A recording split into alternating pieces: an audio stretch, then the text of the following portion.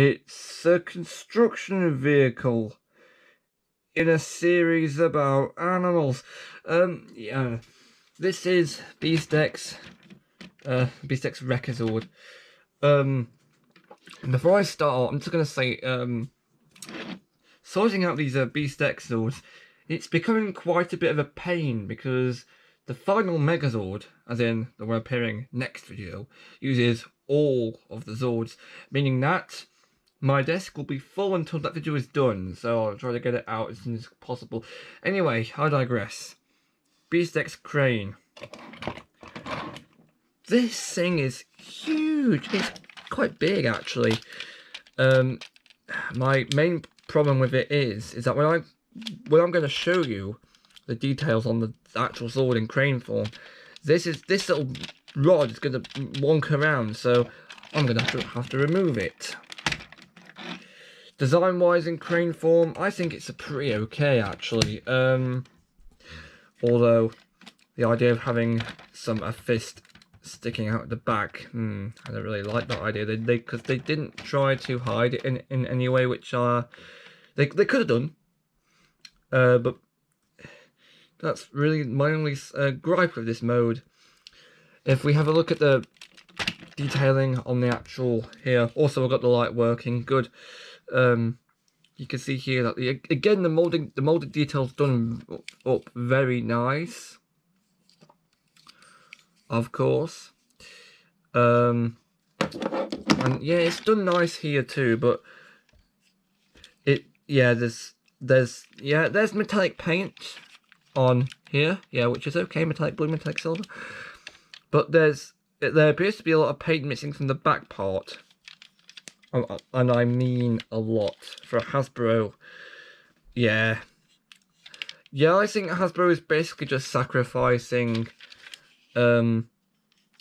extra additional paint applications for metallic paint, which is a fair enough sacrifice, I guess, because there's a lot of metallic blue used on this Zord, because you've got up here, down here, here, and then you've also got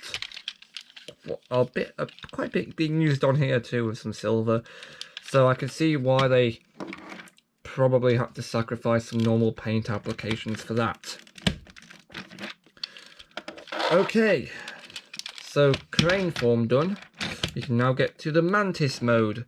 Now I'm just going to say that I'm actually missing a few pieces for this mode, so it's not going to look 100% accurate, but we'll just show you anyway. To start, we've got to remove this crane, then we've got to flip these doors closed here, fold them out so the other side is showing. Do the same on the other side, and then fold in these little doors here, and move these clips to the side so they're facing outwards. And then for here we need to open this front part here and then attach it to the clip again, turn it upside down and do it like that. And yeah, I'm aware it's missing the legs, but other than that, does this look anything like a mantis? It was originally going to be a rhino beetle in Go Busters, but Hasbro changed it to a mantis. It doesn't matter in what context, this is not a mantis. It looks more like a rhino beetle. And even then it doesn't really look like a rhino beetle, although that's due to the fact I've missed out the legs. This Hasbro did not do themselves any favours by calling this a mantis. This is not a mantis, this is a rhino beetle. So I don't know what they were drinking when they decided to call this a rhino beetle. I don't know. No, a mantis, not a rhino beetle. Ugh, still stumbling on my words again. Right, time for Megazord mode now. Or battle mode, as Hasbro likes to call it. I'm not going to be calling it that. I'm going to be calling it Megazord mode because battle mode sucks. Right, you have to start with, you have to remove this crane. Flip down the peg used to connect the crane piece. And you've got to turn it around, you've got these little feet pieces here that flip out. So we've got to sort them quickly. And then we get to the tricky bit. I say tricky bit, I think I really mean it in this case. You turn it around, you've got these two little release buttons. This is one of the very rare occasions where release buttons are used on Megazords in the US. They're normally omitted, but in this case they get used. Anyway, what you've got to do is that one of these buttons, right, controls the leg movement. So pressing one and holding one, pulling it out will effectively just pull them both out. As you can see here, the middle gold pieces came out here. So that's what those release buttons doing. Legs, there's no articulation on these legs. They don't move forward or back, they just kind of just do this. So I'm not too impressed about that. So anyway, we've got the legs. Then for the body, we have to open these doors here. Fold down this. It's meant to be like the mantis head, but in this Megazord I don't know what it's meant to be called. Open the front door. You've got a head inside. You have to fold up the head. We'll come back to that later. And this entire crane piece here goes inside. Oh my god, this is proving to be very difficult. Go in. I'm very sorry about this. It's not wanting to go in. It's very difficult. There. We have to close this door. Then we move the head a bit and we move the arms into place. And finally for the head, move up this gold piece. This is the Rekazord in battle mode. Design wise, it is not bad at all. I think it looks kind of like a transformer. So in maybe that's why Hasbro decided to, I don't know. I mean, it's okay. It's not a bad, certainly not a bad design. I think, yeah, it looks a lot more human at the time when this came out. Well, in the case of Hasbro at least, because I don't know how the Japanese one looks. This actually looks very humanoid-y. Hasbro Battle Mode figures from Megazords, they do look very humanoid. And I've just realised this video isn't very long, so in order to make this video worth a damn, I'm just going to be showing off the last Beast X sword here too, because if I do that, this means I'm able to clear every Beast X item from this desk, and they're currently clogging up the desk, so I'm doing this for the video and for convenience sake. So, and also to save time, because that means not having to do a video tomorrow. Well, I do have to do a video, but it's not going to be a Megazord video, because this is the last Megazord bit. Introducing the Beast X Jet. Now, this is the last Beast X sword. Design-wise, not bad. It looks like a fighter jet. It is a fighter jet. It's very, very nice. Again, there's a crazy amount of metallic blue paint being used here, along with metallic paint being used on the actual cockpit. What I don't like is that how these big Megazord combination helmets have become more and more obvious on these Zords. Like this one is literally just tacked on to the end of this Zord, which is how it was in Japan too. But again, they've done the details up nice. On the bottom, again, not bad considering it's not at the bottom, but yeah, these are looking quite suspicious at the moment with the arm hand holders. Anyway, like I said, I'm doing this to save time and also to make sure I can get the rest of this off my desk. Right, so we're just going to transform this to stag mode very quickly, and to do that, all we need to do is we need to fold up the nose cone, the cockpit, into this hole here. We need to fold out these little, I think they're legs, I think they are. Then we need to fold out the little pincers, claws. Then these wings just fold up here, and there's some like legs underneath the wings. And this is the stag mode. This looks very transformery again, if you know what I mean, because it just looks very cybernetic. It's got nice. It's actually got metallic paint underneath where the claws would be. So this paint here, this paint in this area is hidden by the claw, so you can see more metallic silver when it's in stag mode. Yeah, this isn't bad. I don't get this folded up here because, I mean, you could technically do this and make it look weird. I am going to say very quickly that in my eyes, the American version is actually a step up from the Japanese one. Ooh, because the Japanese one actually is I think it's a spring-loaded transformation gimmick, and I'm not necessarily a fan of that myself. So by having it a manual transmission, it makes it better for me. Ooh, controversial opinion. Ooh, I'm gonna get sued. Actually, speaking of the Japanese version, I've just remembered there's a little rail under here, and I tried this, but it didn't work out very well, so I'm not going to do it here. There's like a little nodule here, a little slidey piece here, and on the other side too, that the jet's meant to attach to, but it's not mentioned in the instructions, so I don't know if it works properly or not. Great. Now before we get to the big end final massive, oh, this Megazord is so huge it's going to fall over and ruin everything combination. This Zord, right, this Stag Zord can combine with the Cheetah Megazord and the Beetle Megazord. So we're going to do that quickly, and yeah, all the combinations, both combinations are done with this in Stag mode, conveniently enough. So I don't have to transform it back. And the first combination, we're going to bring in the Cheetah Megazord, and yeah, I'm calling it that because calling them battle mode sucks. And this is being very wobbly. I don't like that at all. Okay, I've managed to straighten it out a bit.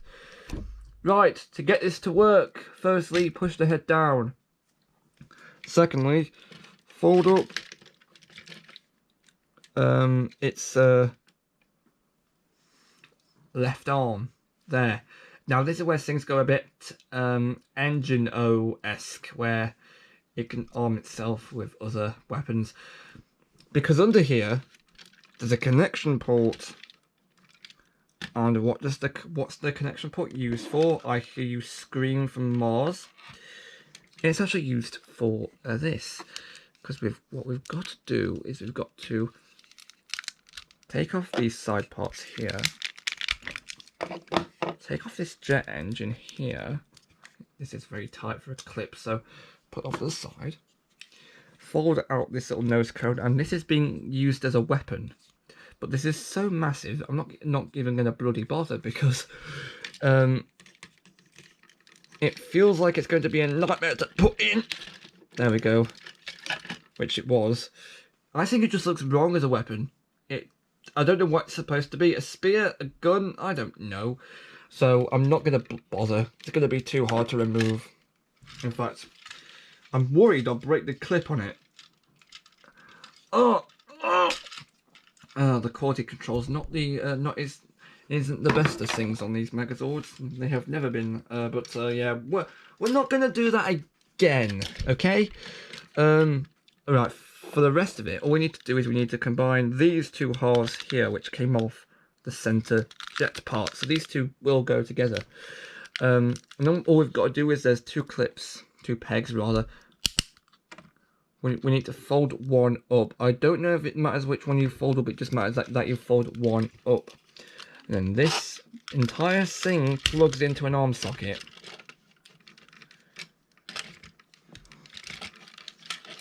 And this, according to GoBusters, is called GoBuster Race Stag Custom. It's like a custom formation with the Stag Zord. But in America, I don't think this was given a name. Which is pretty bloody pathetic, if I'm honest with you, because it's Hasbro. They should be good at naming things, because they're the toy company, aren't they? I think they brought this franchise with the toy line in mind. In fact, if I remember, yeah, sure, and we did this formation once in the Japanese material, but in America it feels like they brushed over it a lot more than they needed to, because this was not an advertised formation. They didn't advertise this on the back of the box. And I felt like that would have been a good selling point, because it would have made like another additional Megazord combination, like another incentive for you to collect more Zords, basically. So they missed this, and it's also it's heavy. I don't like this. That aside though, in Japan, they obviously, oh, you're supposed to fold these little legs up now, but it's too late. Oh god, no. In Japan, this was obviously made, you know, with the inspiration of stuff like Gal Ranger and Abba Ranger. You know, the arm swapping gimmicks we're so used to in Power Rangers and Super Sentai these days, like in Wild Force and then Dino Thunder, Overdrive, I think, as well. RPM as well. So it's been used a lot, basically. So I can see why they decided to go with this design, but it kind of falls flat when you realise, oh, it's the only like additional arm Zord available. So maybe they had more planned and they only really wanted to release one, because that happens. Again, this is your fault, Hasbro, but this bloody thing is way too bloody heavy. I'm not joking. Oh, look, it's all broken and on the floor. So, for the sake of my own sanity, we're going to disassemble that and show you the other combination with the Beetle Mantis. Sorry, I'm going to call it a Mantis, but I'm not going to do it. I'm trying to do a Bolt Matrix reference. It's not working. Ugh. Right. Time to combine with this.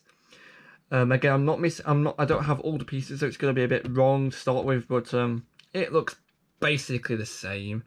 Right, all we've got to do is, yeah, you can use this as a weapon again, but I'm not going to bother because it's too bloody huge. Firstly, you've got to, well, the only difference here you've got to make is get this front peg out here. And that's it. The rest of it relies on the little jet. Again, the only difference you will make is that the back part here, you have to remove the little face plate from it, because this is going to go on the front. There we go, like that. And then it's just, again, basically the same. Just stick these two parts together like this. Again, the only difference is both of the pegs need to be up, because there's a little clip function going on here, where if you have a look at the arm here, there's two little nodules here, so this will latch on to the arm here. And then of course the face up here, come on camera, don't film me now. The face up here actually, can we make this work with the lighting? Can we? There we go. The face up here actually has got two like little slides that open. There we go. And you can see his like true face underneath. I'm not going to come out on paint because it's like a tiny. I think it's done up quite well, honestly, in my opinion. As is the rest of this Megazord, this looks a lot more natural in my opinion compared to the cheetah formation. It was obvious that in the Japanese design process, they obviously favoured the gold and silver dual team idea. I mean, yeah, I can get that, because Silver Rangers is like Buddy Royd, Buddy B-Spot, so I can see how they wanted to. In my opinion, this combination just goes more fluidly, because it looks more like a mini ultimate combination in my opinion. Having the claw as like a gauntlet, because it goes over on top of the arm, that works better in my opinion, because it's like a little additional punchy thing, and instead of like a weird random big arm that you've got. So this works a lot better in my opinion. Okay, with this out of the way, we can get to the Beast X Ultra Zord. And, oh my god, is this going to be very difficult to do? So, to start with, I've actually got to get the other Zords back into their animal modes. And by that, I mean, don't leave the cheetah as it is. I mean, just get the stag back into place, working all nice. So, reasonable the stag pretty quickly. It's being very awkward. It doesn't want to. Right, and now we can do the combination. And this just basically involves just taking all of the Zords apart. And we're going to start with the gorilla. You remember this guy, right? Don't you? If you've seen my previous videos, he is. He's got his big grey flap on his head. All we need to do for this guy is we need to just take him apart, basically. Look, move these wheels up. There we go. Close the visor of the eyes. Take off the arms. And yeah, refer to my earlier comments about quality control. This lot ain't easy to take apart. This is why I do it off camera. I might knock the camera over when I'm trying to pull these things off. Take off the legs. And just split these last two parts here. So you've got these two here. And just like with the normal Beast X Megazord, all you've got to do here is you've got to fold in the peg.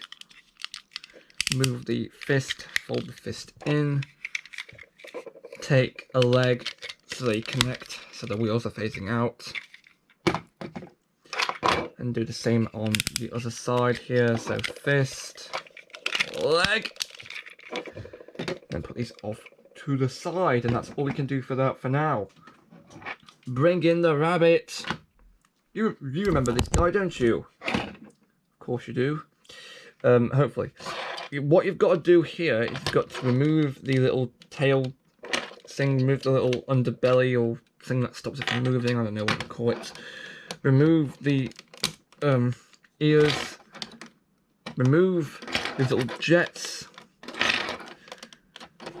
Remove their head. Split this into 2 pieces. Then split this into a further 2 pieces. Then for these pieces here, you've just got to boop, boop. Actually not the fist this time, you've got these things. So they're only one step away from looking like a fist. The fist stays in, so thank goodness for that. And then for the stag, you've just got to remove the little visor from on top. Remove the jet, remove these 2 pieces here, open this, fold in these little legs and the little stag claws, but leave these wings as they are, fold the pegs up, do the same on the other side.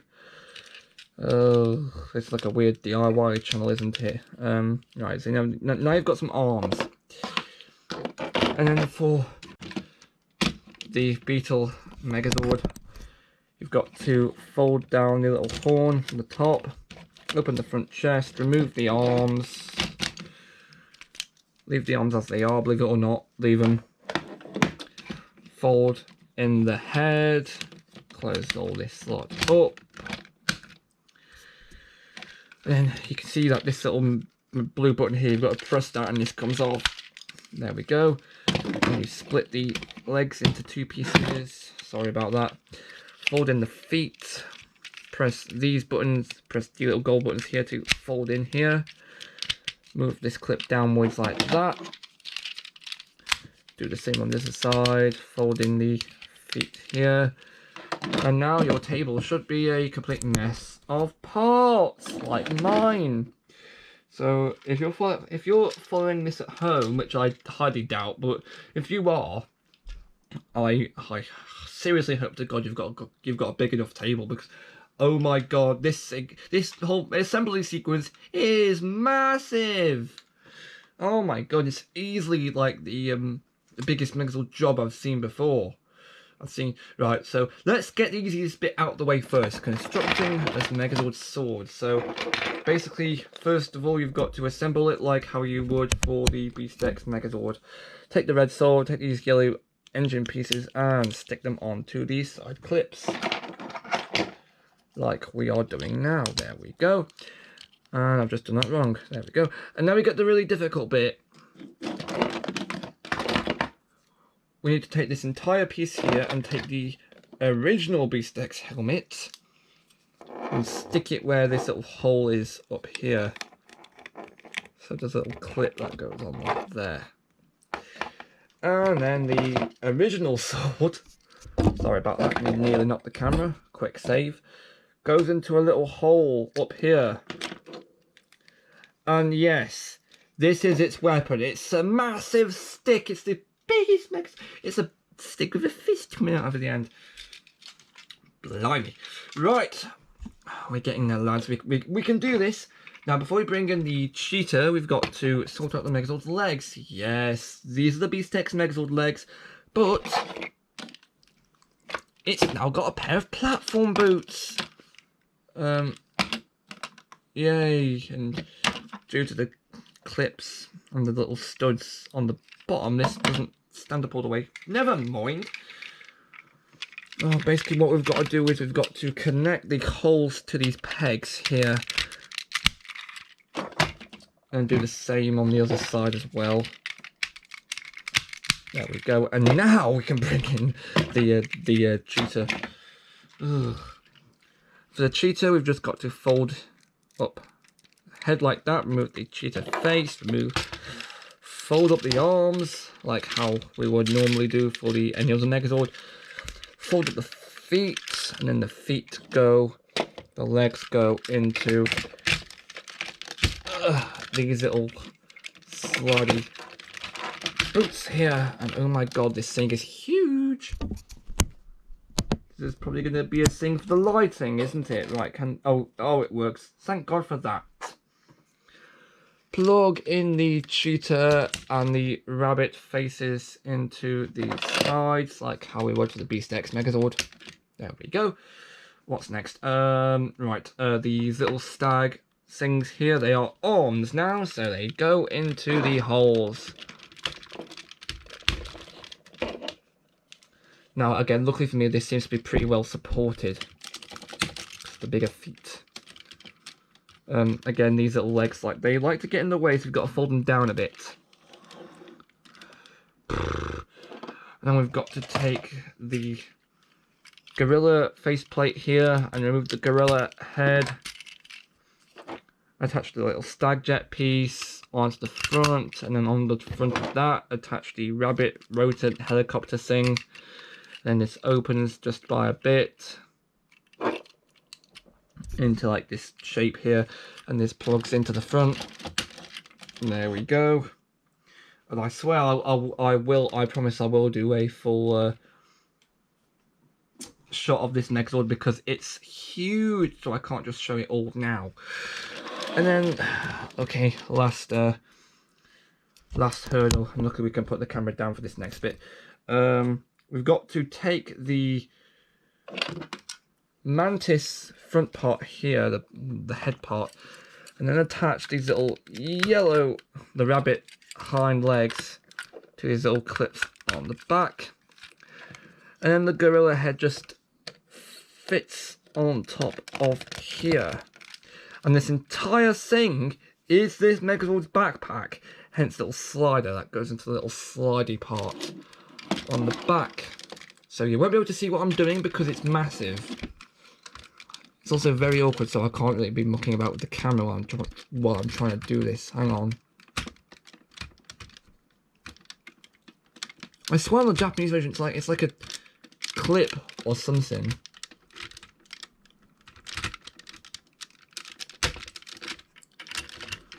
Talk about quality control, it's not going in all the way. Sorry about this. This happened last time I filmed this Megazord, if I remember correctly. Go in. Thank you. Oh my God, this is giving me I'm going to have nightmares about this bloody experience afterwards. Sorry about this, guys. And then we've got to move this off to the side here. Alright, prop it up against the wall because I do not want this whole thing falling over. And then assemble the helmet with the rabbit's underbelly piece and the new like head. And I'm because this head's like really small. I can just comment on the paint right now. It's not looking too good for the red at the back. I didn't really think of that, but other than that, oh my god, there's a lot of metallic paint being used on this helmet. And I think this black part is a sticker up here and here. I think it's just stickers. Oh well, what can you do? Stick that onto the head. And then there's a couple more things I will say. These things do combine together from like a support thing, but I'm not going to bother with that. And yes, of course, this is a weapon, believe it or not, so that automatically means I'm not going to bother. And this also is a weapon. And the little handle folds out here. That's how it holds it. But again, I'm not going to bother because this video's going to be over soon. And also, I do not want this huge, lolloping, big plastic mass falling over on me because I think that happened one of the last times. I'm having to prop it up against the wall because I do not want this massive lolloping oaf falling down. It's going to end very badly if it does. Right, let's see if I can get a good lighting thing going on here. This is the biggest lolloping Megazord I've ever seen. Actually, special conditions are required, of course. I'm going to turn on the light in this room because if we don't, this whole thing is just going to look shoddy. Right. Observe the biggest flipping Megazord I own. This is massive. Excuse me. On one hand, I'm really impressed at Hasbro for being able to pull this off, but at the same time, how? Yeah, this entire back part is its backpack. This entire thing is its backpack. I'm sorry, but it is. It's massive. This retains a lot of the original Beast X Megazord design.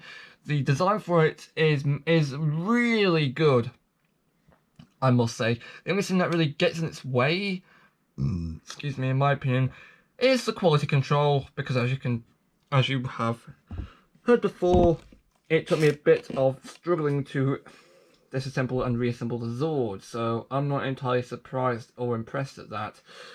And one more thing I will say is that because this relies on the Cheetah Megazord's feet here, and these, last time I checked, these weren't really stable. See? They're not even locked in. They like to wiggle about. So I'm just worried that when this Megazord is assembled, these legs will just come loose and they'll fall down. And I think it did that to me once. So if your Megazord base isn't secure, then the whole Megazord isn't bloody secure. So I'm not entirely impressed at that, but I'm certainly impressed on how Hasbro managed to pull this off. I'm also impressed that it actually goes together well, but again, I'm not impressed at the fact that Hasbro's like because they nearly got it correct. They nearly did, in my opinion, because there was two flaws. First one, of course, being these legs here not feeling secure enough, and also the fact that there's a few very minor quality control issues. So it feels like had they tried a bit harder, they would have been able to do it 100% great, but it's nearly there. It's almost nearly perfect. It's not exactly on target, but I mean, it's a huge mound of plastic.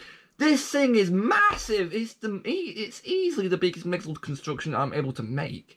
But yeah, also at the same time, the amount of metallic paint here is amazing. Like, I have never seen so much metallic paint over a series of Zords that are sold separately, like this size too. Because the Ninja Blaze Megazord had a lot of metallic paint, like I said before, but they were on like very diddy Zords. These Zords have metallic paint and were bigger, much bigger, and they were sold separately. So all this metallic paint, I'm just surprised Hasbro hasn't gone bankrupt yet. Now, if you'll excuse me, I've got to move this great big walloping mass out of the way. And because I don't want to knock it over. So, this was a bit of a nightmare to make. Anyway, I'm going to see you next Monday for the next video. And what video is it going to be? Probably the Dino Superdrive Saber. So, ta-ra!